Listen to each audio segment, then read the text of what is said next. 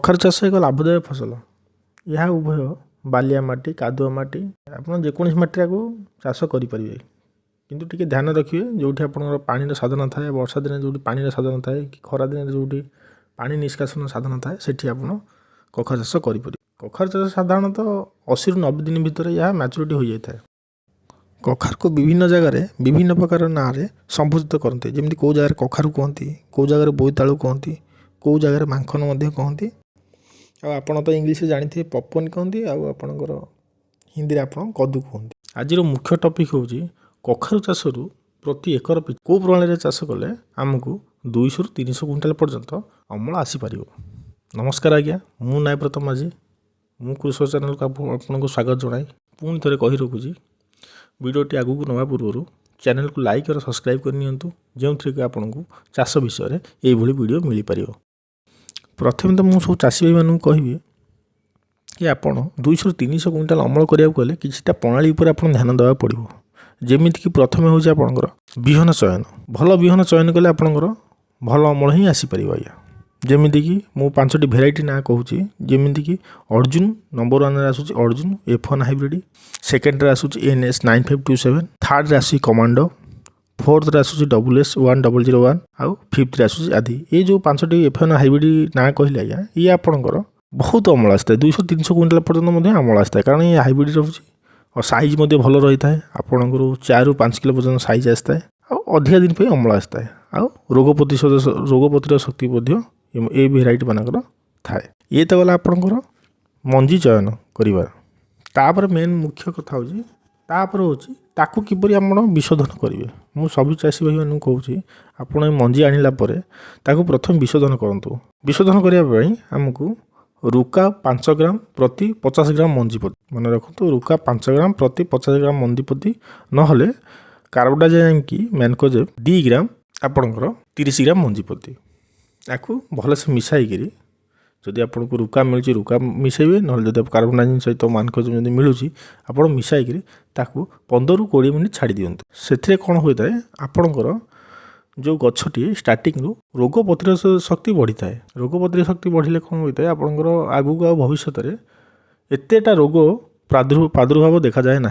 आमर गछ देहरे। से आपको विशोधन करवा निहाती जरूरी। विशोधन करवा सारा मु सब चाषी भाई कही रखी कि आप फास्ट आपको गजा कर लगातु। गजा कर लगे कौन हुए आप जापर कि आमर गछ संख्या केते आसीपर आप केते प्रणाली लगे। से आप कौन करेंगे आपन को ये जो मंजी की विशोधन कर 15 ରୁ 20 मिनिट छाड़ी सारापर 6 ରୁ 7 घंटा पानी रे पकईकि रखी दिंतु।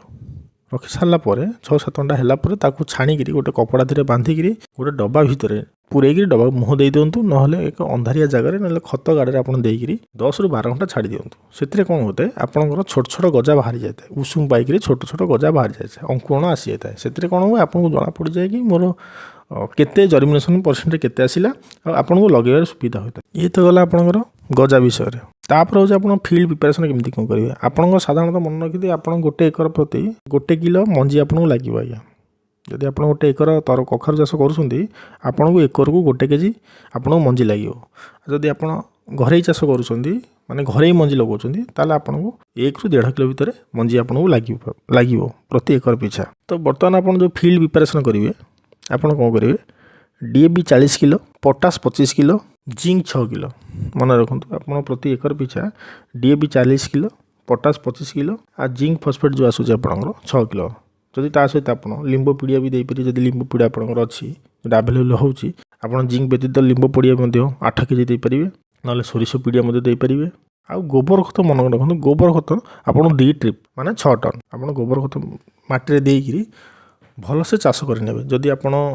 धाड़ी प्रणाली चाष करुँच संपूर्ण चाष करने, जदि आप गात कर गातर या मंदा पिछा 100 ग्राम लेखा जो सार जो 70 ରୁ 100 ग्राम भितर आप सार देवे देकर प्रथम दे आप माटी घोड़े देवे, घोड़े गोटे गोटे गछ लगे। गोटे गातर आप 2 ରୁ 3ଟି गछ लगे। आज्ञा से कौन होता है आपंकर गछ स्पेस भी मिलता है आउ गछ भल से नटाई थाए। आउ गात टू गात आप डिस्टेंस रखिए 3 फीट आउ कलम वाई देखिले आप रखिए 5 ରୁ 6 फीट। से कौन होता है आप गछटी भल से ग्रोथ होता है। आपंकर रोग पोग लगे आपको स्प्रे कर सुविधा होता है। से गात टू गात 2 ରୁ 3 फुट आउ कलम टू कलम आपण 6 फुट रखिए जेतेबेले आपणको गछको लगेबार 1 रु 15 दिन भितर जेतरे आपणको 6-7 पत्र हो जाइथिबो सेतेबेले आपण गोटे स्प्रे करेइबे आज्ञा कारण सेतेबेले गोटे मूल सढ़ा गोटे लागे आज्ञा कखारु गछ झाउली जीवा मूल टिके सढ़ी जीवा ग्रोथ न आसीबा सेथि आपण टिके कोन करिवे कॉम्बी पैक 20 ग्राम ता सहित बोरन 20% वाला 5 ग्राम को मिसाई गिरी 15 लिटर पानी रे आकु स्प्रे करिवे इथरे कोन होय थाए आपणकर गछटी मूल सड़ा रोग मुक्ति पाई थाए और गछटी भल ग्रोथ होता है तार 5 रु 6 दिन भितर कारण आपणकर जनरली 25 रु 30 दिन भितर आपणकर कोन गछरे फूल आसीबा स्टार्ट हो जाय थाए सेथि कोन करी आपण फूल आसीबा पई अधिक फूल आसीबा पई आपण चमको 2.5 ml पर 15 लिटर पानी रे मध्ये मिसाई गिरी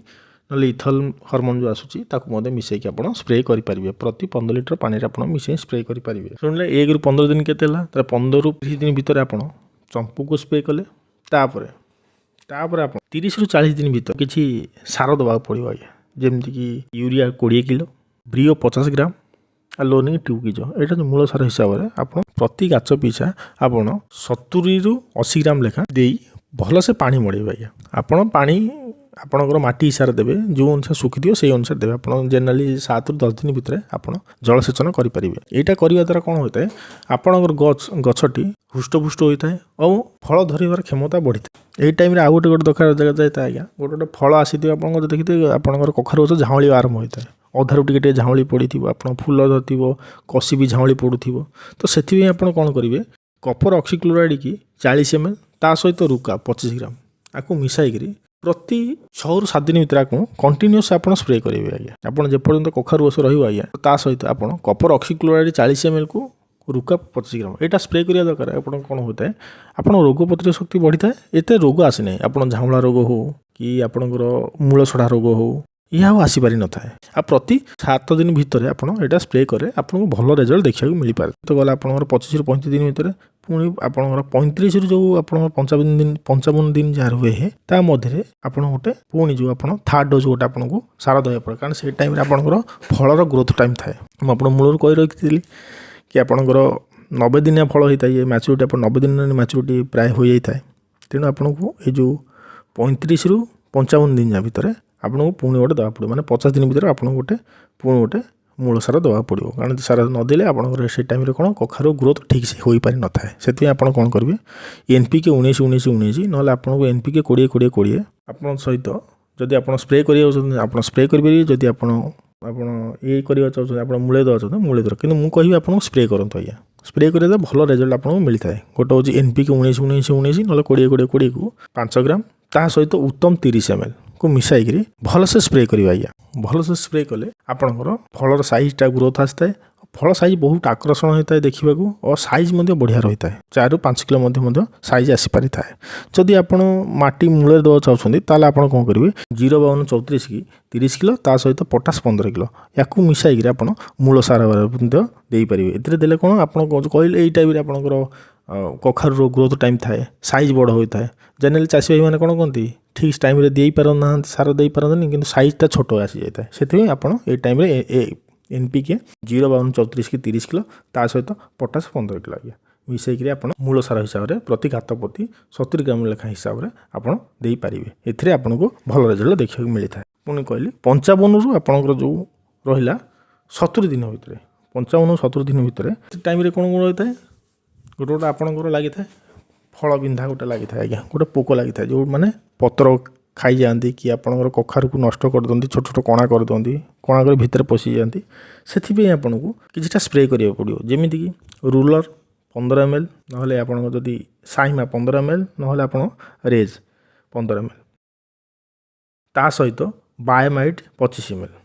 मन रखु आपन जब आभेलेबल अच्छी रूलर जब आभेलेबल अच्छी 15 ml जब रूलर आभेलेबल ना साइमा आप 15 ml जदि साइमा ना आप रूलर 15 ml ता सहित बायोमाइट 25 ml को प्रति 15 लिटर पानी रे मिसई आपन स्प्रे करिवो ये जो स्प्रे आपन करिवे प्रति 10 रु 15 दिन भीतर आपन स्प्रे करिवे आको स्प्रे कले कोन होते आपनकर पोको माने आसी नथंती जो नाली जो पोको कि आपनकर बड़ पोको छोट पोको जे कोनसी पोको ये धीरे आपनकर आसी नथाय सेते कोन होते आपनकर गछर मध्ये भलो ग्रोथ होइताय फल भी नष्ट होई नथाय ये माने कोन करते पोको कोन ता भीतर पसि जानती सेति आपन पूरा फल नष्ट हो जाता ସେଥିପାଇଁ ୟାକୁ ସ୍ପ୍ରେ କରିବା ଦ୍ୱାରା ଆପଣଙ୍କର ଫଳ ଫୁଲ ମଧ୍ୟ ନଷ୍ଟ ହୋଇନଥାଏ। ଆଉ ୟା ଦେହରେ ବହୁତ କମ୍ ଖର୍ଚ୍ଚରେ ମଧ୍ୟ ଆପଣ ବହୁତ ରେଜଲ୍ଟ ଆସିବ। ଆଉ ଏହାକୁ ପ୍ରତି 15 ଦିନ ଭିତରେ ପ୍ରତି 15 ଦିନ ଥରେ ସ୍ପ୍ରେ କରିବେ। ଆପଣଙ୍କୁ ମୂଳରୁ କହିଥିଲି ଇଏ ଆପଣଙ୍କର 80 ରୁ 90 ଦିନ ଭିତରେ ମ୍ୟାଚୁର ହୋଇଥାଏ। ସେଇଟା ଭେରାଇଟି ଉପରେ ଡିପେଣ୍ଡ କରେ, କିନ୍ତୁ ଜେନେରାଲ ତା ମୋଡ଼ ମୁଁ ଯେଉଁ ଭେରାଇଟି ଆପଣଙ୍କୁ 5ଟା ଭେରାଇଟି କହିଥିଲି ତାହା ଆପଣଙ୍କର 80 ରୁ 90 ଦିନ ଭିତରେ ଆପଣଙ୍କ ମ୍ୟାଚୁରିଟି ହୋଇଥାଏ। ଆପଣ ତା ମଝିରେ ଆପଣ ମଧ୍ୟ